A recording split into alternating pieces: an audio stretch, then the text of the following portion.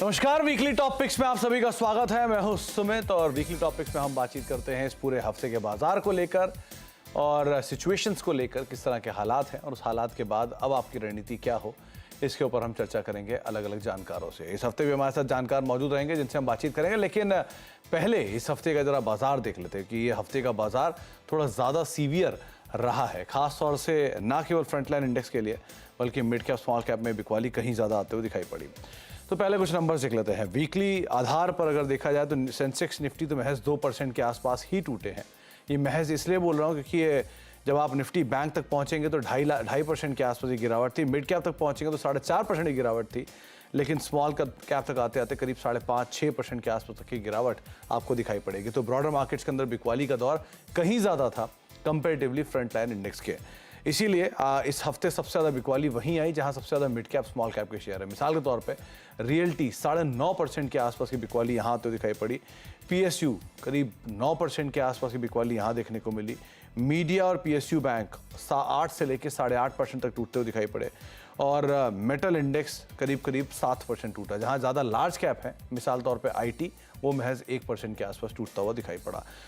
सबसे ज़्यादा बिकवाली पीएसयूज़ में रही, तो उसमें नाल्को ऐसे नाम थे जो कि मिड कैप में बहुत टूटे, 16-17% तक वाइप आउट हो गए। और पीएसयूज़ में ही स्मॉल कैप में से राइट्स जैसे शेयर जो कि करीब 17% के आसपास वाइप आउट होते हुए दिखाई पड़े। तो एक हेवी सेल ऑफ मार्केट ने देखा इस पूरे हफ्ते में, स्पेशली ब्रॉडर मार्केट्स के अंदर। और ज़्यादा जो टफ सिचुएशन थी वो टफ सिचुएशन बनी मिड कैप स्मॉल कैप के बाज़ारों के लिए।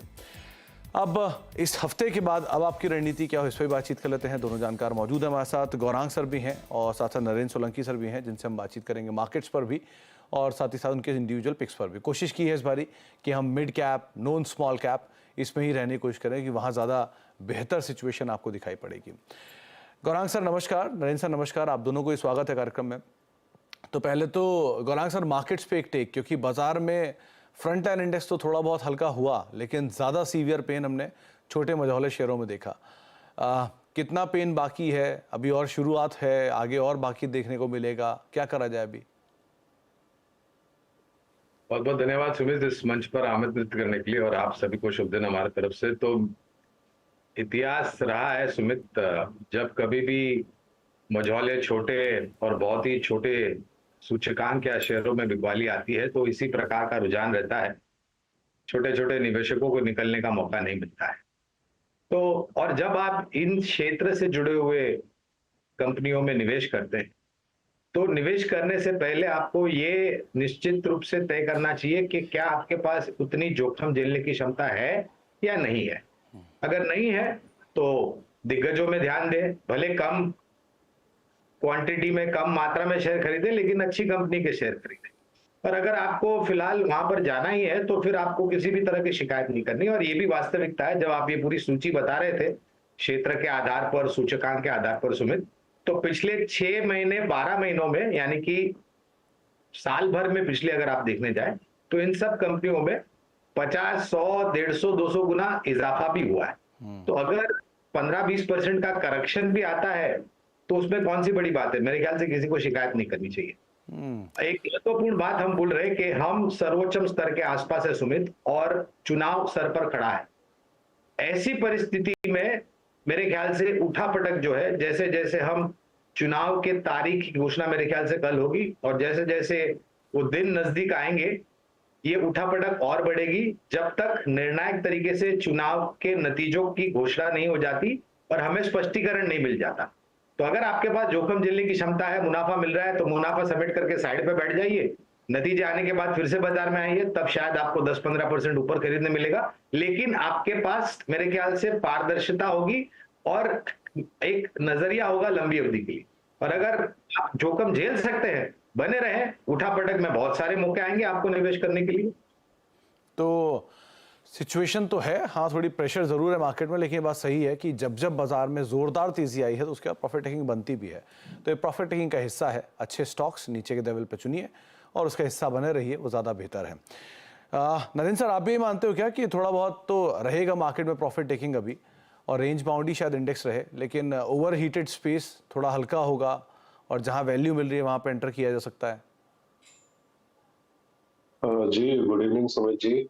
जी बिल्कुल, जिस हिसाब से करेक्शन हमने देखी है तो वॉलेटिलिटीज एक्सपेक्ट कर सकते हैं कंटिन्यू रहेंगी मार्केट्स में। जिस हिसाब के अभी हम लोग इलेक्शन सीजन में एंटर कर रहे हैं, प्लस ग्लोबली भी हम देख रहे हैं जिस हिसाब से कमेंट्स वापस से रशिया यूक्रेन वहाँ पे थोड़ा सा गर्माहट दिखती है, तो थोड़ा वॉलेटाइल सीजन रह सकता है नेक्स्ट 2-3 वीक्स। और मिड कैप्स स्मॉल कैप्स में जो हमने करेक्शन देखी है तो उससे काफी, अगर आप स्टॉक स्पेसिफिक देखेंगे तो कुछ हद तक डेफिनेटली वैल्यूएशन में कमी आई है, तो एक वहाँ पे स्टॉक स्पेसिफिक अपॉर्चुनिटीज हमको देखने को मिलेंगी आगे आने वाले दिनों में। और क्योंकि ऑब्वियसली एक हाई रिस्क की स्पेस है, तो इसमें छोटे जो इन्वेस्टर्स हैं उनको एक अपना गोल लेके बेशक होके चलना पड़ेगा कि आपको उनसे रिटर्न कितना चाहिए, क्योंकि आप बिल्कुल टॉप या बॉटम टाइम नहीं कर सकते। तो आपका एक जो रिटर्न एक्सपेक्टेशन है वो अगर मीट होता है तो आपको जब ये स्टॉक्स जब चल रहे होते हैं उसी समय एग्जिट करना होता है, वरना आप जब ये गिरना स्टार्ट होगा तो आपको एग्जिट नहीं मिलता है बहुत सारे स्टॉक्स में, बिकॉज सबका लगभग मार्केट का यही एक्सपेक्टेशन होता है कि हम पहले निकले। तो आपको स्ट्रेटेजी और गोल लेके चलना पड़ेगा कि हमारी एंट्री क्या होगी और हमको कितना मैक्सिमम रिटर्न एक्सपेक्टेशन है, वो मीट होने पे आपको निकलना पड़ेगा और दूसरी अपॉर्चुनिटी ढूंढनी पड़ेगी। तो डेफिनेटली आने वाले कुछ टाइम में वॉलेटाइल रह सकता है और कंसोलिडेट हो सकता है मार्केट इस तरह से। तो वोलेटिलिटी तो रहेगी, ये बात तो सही है, लेकिन सही समय पर जितना आपने पहले से आकलन करके रखा है अपने टारगेट्स को, उनको आप निकालिए और अच्छे अच्छे स्टॉक के साथ बने रहिए, ज़्यादा बेहतर रणनीति रहेगी। अब अच्छे अच्छे स्टॉक्स की बात हो रही है, शुरुआत कर लेते हैं कुछ स्टॉक्स की भी। तो गौरांग सर, आज रिक्वेस्ट की थी हमने आपसे कि आप छोटे मझौले शेयरों में ही सीमित रहें, क्योंकि यहाँ ज़्यादा लोगों को तकलीफ है, जहाँ ज़्यादा लोगों को वैल्यू दिख रही है। सो क्या करना चाहिए? पहला नाम आपकी तरफ से। कसौटी पर खड़ा करना तो आपकी आदत पड़ चुकी है और हमें भी आदत पड़ चुकी है। अभी जब कभी भी ऐसा माहौल होता है तो हम भी प्रयास करते हैं सुमित के अच्छे बुनियादी तर्क के आधार पर। तो एक छोटी कंपनी है स्पेशलिटी और एग्रोकेमिकल्स की, स्मॉल कैप कंपनी जिसे हम कहते हैं विनती ऑर्गेनिक्स। काफी सारे डाइवर्सिफाइड प्रोडक्ट्स तो है इनके पास, लेकिन दो स्पेशलिटी केमिकल्स में इनका अंतरराष्ट्रीय स्तर पर मार्केट शेयर एक में 70% है, दूसरे में 80% है। और अगर आप तुलना भी करें तो स्पेशलिटी और एग्रोकेमिकल्स की जो क्षेत्र के आधार पर भी और कंपनी के आधार पर भी रुझान जिस प्रकार से बाजार का था उससे थोड़ा बहुत विपरीत था। और विनती ऑर्गेनिक्स इसमें ऐसी कंपनी है जिसमें एक बहुत ही दायरेबंद और सीमित कारोबार देखा है, जहां पर कामकाज कर रहा है करीबन 1580 के आसपास। हमें लग रहा है कि अगर आपके पास समय की पाबंदी नहीं है और अगर आप 18 महीने 16 महीने या 18 महीने निवेशित रह सकते हैं, आप अपना समय दे सकते हैं, तो करीबन 1850 तक के लक्ष्य हमने निर्धारित किए। और तीसरी तिमाही के नतीजों के बाद मैनेजमेंट ने कुछ टिप्पणियां दी थी अपनी विस्तार योजनाओं को लेकर के और नए प्रोडक्ट लॉन्चेस को लेकर के, तो ये कुछ सकारात्मक सा अंदेशा दे रहे थे। तो विनती ऑर्गेनिक्स बहुत समय से चला भी नहीं, एक दायरे के अंदर कामकाज भी कर रहा है और वैल्यू वाइज भी थोड़ा बेटर हुआ है पहले कंपैरिजन में, तो आप खरीदारी कर सकते हैं 1850 के टारगेट्स के लिए। नरेंद्र सर, आपकी तरफ से पहला नाम। जी, हमारा पहला नाम लार्ज कैप स्पेस से रहेगा, आईसीआईसीआई बैंक है। इसको आप खरीद के चल सकते हैं, 1234 का टारगेट है।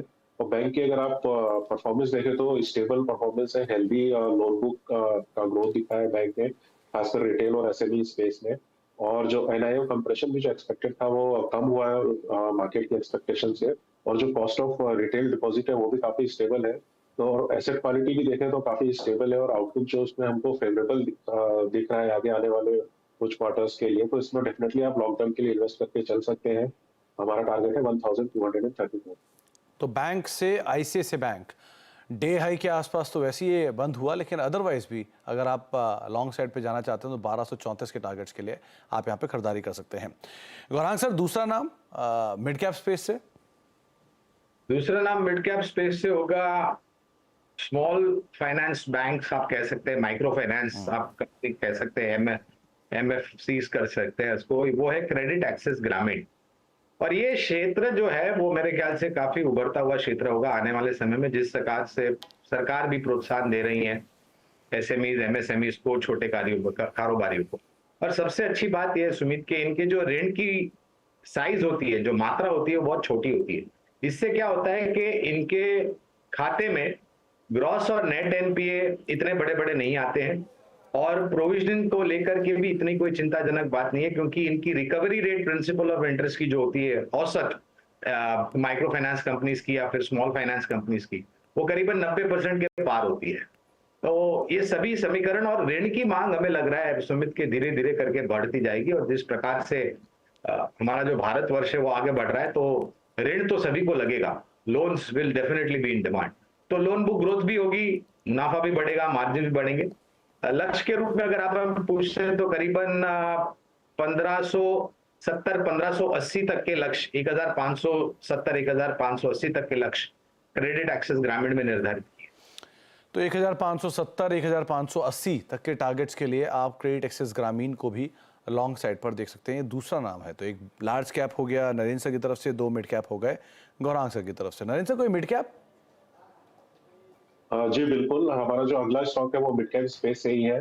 कंपनी का नाम है CG power and industrial solutions, और कंपनी के अगर बिजनेस की बात करें तो इंडस्ट्रियल्स में है कंपनी एक्टिव, मोटर्स स्पेस में है, रेलवेज में है, और कंपनी के ऑर्डर्स की भी काफी अच्छी हेल्दी है। और अगर आप ओवरऑल मैक्रो की बात करें तो गवर्नमेंट ऑफ इंडिया का जो फोकस है मेक इन इंडिया और इंडिया को एक मैन्युफैक्चरिंग हब बनाना, तो यहाँ पे आपको पावर सिस्टम्स, चाहे वो ट्रांसफॉर्मर्स हो, इलेक्ट्रिक मोटर्स हो, ये सब आपको इंडस्ट्रियल्स में कंज्यूम होने ही वाले हैं, और इनमें काफी अच्छी लॉन्ग टर्म ग्रोथ रहने ही वाली है।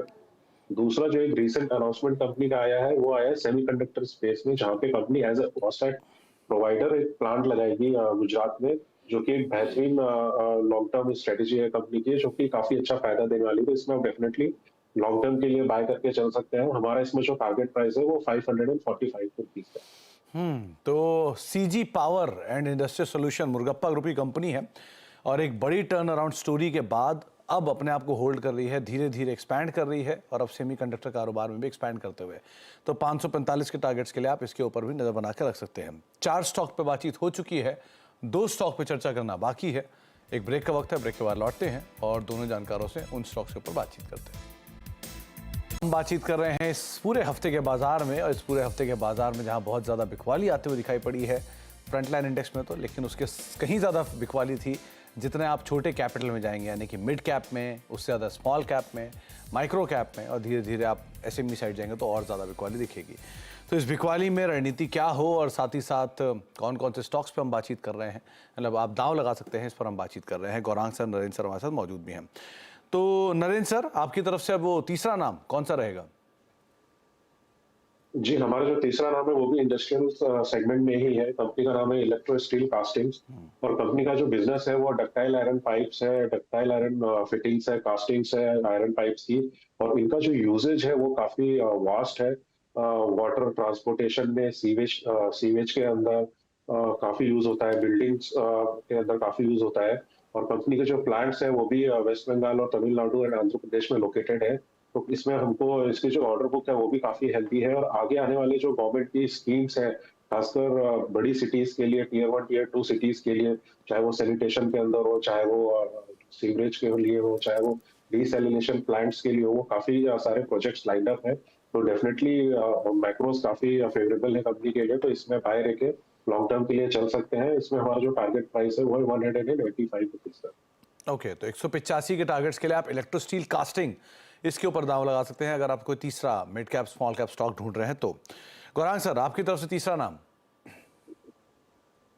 तो तीसरा नाम सुमित होगा, ऑटो एंसिलरी सेक्टर से जुड़ी हुई कंपनी है उनो मिंडा। ये कंपनी की प्राथमिकता ऐसे तो काफी सारे प्रोडक्ट्स बनाने में है, लेकिन ज्यादातर इनका मार्केट शेयर स्विचेस, हॉर्न्स और लाइट्स में है, और स्विच में तो इनका मार्केट शेयर करीबन 70% के आसपास का है। तो जिस प्रकार से नए लॉन्चेस हो रहे हैं, चाहे वो 2 पहिया वाहन हो, 3 पहिया वाहन हो, चौपहिया वाहन हो, या फिर हाई ग्रेड कमर्शियल व्हीकल्स वगैरह, ट्रैक्टर इक्विपमेंट्स जो भी है, एग्री इक्विपमेंट्स, वहां पर ये ज्यादातर स्थानीय मार्केट में तो करती है, एक्सपोर्ट मार्केट भी काफी अच्छा है। नतीजों जो अब तक हमने देखे हैं उसको ध्यान में रखते हुए हमें लग रहा है कि ये अपॉर्चुनिटी काफी बड़ी है। तो एक तो न्यू ऑर्डर मार्केट काफी सक्षम है, दूसरा है रिप्लेसमेंट मार्केट, ओरिजिनल इक्विपमेंट्स खरीदने की कोशिश करते हैं लोग, अगर कुछ पुर्जा खराब हो जाता है तो वो मार्केट भी काफी दुरुस्त है। इनपुट कॉस्ट, कच्चे माल को लेकर के थोड़ी बहुत समस्या थी, जिससे पिछले साल शुद्ध मुनाफे के मार्जिन पे थोड़े बहुत दबाव देखने मिले थे, लेकिन अब वहां पर परिस्थिति सुधर चुकी है। लंबी अवधि के लिए करीबन 800 रुपए के लक्ष्य हमने निर्धारित किए है उनो मिंडा। 800 रुपए के टारगेट्स के लिए आप उनो मिंडा पे बेट कर सकते हैं। तो 6 स्टॉक हो चुके हैं, लेकिन जाने से पहले एक सेक्टर पे बात करना जरूरी है। तो नरेंद्र सर, एक बारी राय दीजिए अपनी पीएसयू स्पेस पे। ये पूरा स्पेस इस पूरे हफ्ते बहुत टूटा है, खास तौर से जितनी छोटी मझौली कंपनियां हैं वो सब। तो जो एक तरफा तेजी थी वो थोड़ी स्टीम ऑफ फिजल आउट हुई है, या पिक एंड चूज करने की जरूरत है, या अभी बने रहे इंटैक्ट? क्या करें यहाँ पर? जी, डेफिनेटली पिक एंड चूज करने की जरूरत है। लास्ट टाइम भी हमारी इस सेक्टर पे बात हुई थी, तो डेफिनेटली पीएसयूज कंपनीज में टर्न अराउंड आया है। और जिस हिसाब से उनकी हिस्टोरिकली परफॉर्मेंस हुआ करती थी, जहाँ पे आपको डिलेड परफॉर्मेंस दिखाई देती थी, प्रोजेक्ट डिलेज दिखाई देते थे, मैनेजमेंट का जो फाइनेंशियल अलोकेशन है वो थोड़ा अच्छा नहीं दिखाई देता था, उस हिसाब से मार्केट उनकी जो वैल्यूएशन है वो डिस्काउंट पे करता था उनके प्राइवेट पीयर्स के मुकाबले। लेकिन लास्ट 2-3 साल में हमने देखा है कि वहाँ पे उनकी जो इंटरनल परफॉर्मेंस है, चाहे वो ऑपरेशनल हो या फिर उनकी फाइनेंशियल परफॉर्मेंस हो, काफी इंप्रूव हुई है। तो डेफिनेटली जो पी री रेटिंग थी वो मार्केट ने दिखाया हमको, उसी का नतीजा हमको मिला पीएसयू में रैली आने का। लेकिन उस रैली के पीछे पीछे अभी भी काफी सारे स्टॉक्स हैं जो ahead of the fundamentals run up हमको देखने को मिले, और उसी का नतीजा हमको देखा कि प्रॉफिट बुकिंग जब इनके अंदर आई तो काफी सीवियर प्रॉफिट बुकिंग आई। लेकिन यहाँ पे जो अच्छे स्टॉक्स हैं, जो बड़े स्टॉक्स हैं, जिनकी परफॉर्मेंस शुरू से बेहतरीन रही है, और हमारा इसे मानना है कि जो प्लेटफॉर्म बेस्ड और प्रोडक्ट बेस्ड पीएसयू कंपनीज है वो अभी भी बेहतर करती रहेंगी, और उनमें आप रह सकते हैं। और स्टॉक स्पेसिफिक जब भी डिक्लाइन मिले तो आप निवेश कर सकते हैं। तो स्टॉक स्पेसिफिक स्टोरीज जैसे बनाते रहिए, लेकिन हाँ, बहुत पिक एंड चूज करने की जरूरत यहाँ पर है। गौरांग सर, इसी का दूसरा पहलू है ओएमसीज। चुनाव सामने हैं, पीएसयू भी है, चले भी हैं और टूटे भी आज बुरी तरह हैं, तो इसको कैसे रीड करें अब? 2 महीने पहले 10 रुपए प्रति लीटर की कटौती की बात आई थी सूत्रों के द्वारा। 10 रुपया, माफ कीजिएगा, 10 रुपया प्रति लीटर पेट्रोल में कटौती आने वाली थी और 10 रुपया प्रति लीटर डीजल में। 2 महीने हो गए, कुछ नहीं हुआ। चुनाव नजदीक आ रहे हैं, कल देर शाम आज सुबह स्पष्टीकरण आया 2 रुपए प्रति लीटर, और संभावना ये है सुमित के शायद और एक कटौती आ सकती है। ये हमारा मानना है, ये हमारी विचारधारा है। और आज हमने टिप्पणियां भी सुनी इंडियन ऑयल के तरफ से, मैनेजमेंट की तरफ से, कि ये कटौती के बाद कोई बहुत बड़ा नुकसान इनके शुद्ध मुनाफे के ऊपर होगा, इसकी संभावना बहुत कम लग रही है। अब आज से लेकर के चुनाव के पहले तक, जब तक कोड ऑफ कंडक्ट निर्णायक तरीके से स्पष्ट रूप से लागू नहीं हो जाता, अगर सरकार और एक कटौती करती है तो शायद तब परिस्थिति क्या है और कितनी कटौती आती है वो देखना जरूरी होगा। लेकिन आज जो कटौती आई है उससे बहुत बड़ा परिवर्तन नतीजों में होगा ऑयल मार्केटिंग कंपनीज में, ऐसा हमें नहीं लग रहा है। आज के तारीख में भी तीनों ऑयल मार्केटिंग कंपनीज पर हमारी खरीदारी की राय है। तो यहाँ पर माहौल थोड़ा सा टर्मोइल भरा है, लेकिन अदरवाइज सिचुएशन में उतना कोई खराब हालात नहीं है। ये ज़रूरी थे पूछने, इसलिए इसके ऊपर बात करनी ज़रूरी समझी गई। बहुत बहुत शुक्रिया गौरांग सर आपका भी, और नरेंद्र सर आपका भी हमारे साथ मौजूद रहने के लिए और सभी शेयरों पर अपनी राय रखने के लिए, बाजार पर अपनी राय रखने के लिए। एक बारी जरा क्विक क्रैप कर लेते हैं नरेंद्र सर की तरफ से जो नाम बताए गए। पहले गौरांग सर के नाम है विनाती ऑर्गेनिक्स, यहाँ पर आप खरीदारी कर सकते हैं 1850 के टारगेट्स के लिए। क्रेडिट एक्सिस ग्रामीण दूसरा नाम है 1570 के टारगेट्स के लिए, और उनो मिंडा ये तीसरा नाम है जिसको आप 800 रुपये के टारगेट्स के लिए देख सकते हैं। और दूसरी तरफ आईसीआईसीआई बैंक से शुरुआत की नरेंद्र सर ने करीब 1234 के टारगेट्स के लिए। सीजी पावर, इस पर आप लॉन्ग जा सकते हैं 525 रुपये के 545 के टारगेट्स के लिए। और इलेक्ट्रो स्टील कास्टिंग, यहाँ पर आप 185 रुपये के टारगेट्स के लिए लॉन्ग साइड पर देख सकते हैं। तो बाजार में थोड़ी बिकवाली भरा यह हफ्ता जरूर रहा, लेकिन पिक एंड चूज करने की ज़रूरत है और ध्यान संभल कर सही स्टॉक के साथ अपने निवेश को आप बरकरार रख सकते हैं। सभी जानकारों की राय है। इसी के साथ अब वीकली टॉपिक्स को ये समेटेंगे। एक ब्रेक का वक्त है और ब्रेक के उस पार भी खबरों का सिलसिला लगातार बना रहेगा।